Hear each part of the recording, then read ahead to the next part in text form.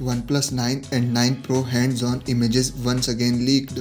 The latest OnePlus 9 leak comes from YouTuber Dave2D and gives us a good detailed look at the Pro model through a series of hands-on images. The overall design is quite similar to the non-Pro model, which leaked back in December and was even auctioned off on eBay later that month.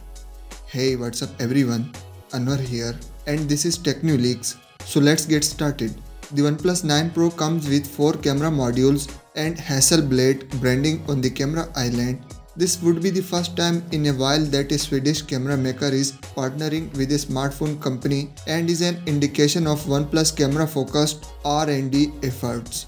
We are expecting a wide, ultra-wide, macro and depth sensor module layout here, and sadly no periscope lens. Leaked renders and images of the OnePlus 9 and 9 Pro suggested these phones won't come with periscope lenses, and we have heard the same from reliable tipster Digital Chat Station, who said the lineup will come with a regular telephoto unit instead. Now tipster Max Jumper has corroborated that bit, saying neither the vanilla 9 nor the 9 Pro variant will feature a periscope module.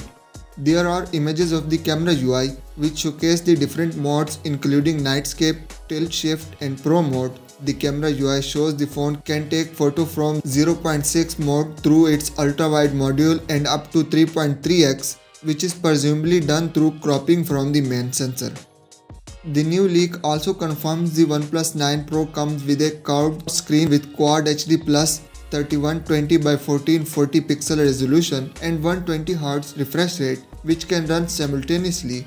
It's expected to run on the flagship Snapdragon 888 with up to 12GB of RAM and should support a 4500 mAh battery with 65W wired charging and 45W wireless charging. OnePlus 9 Pro is also expected to come with an IP rating, which is quite rare for the brand.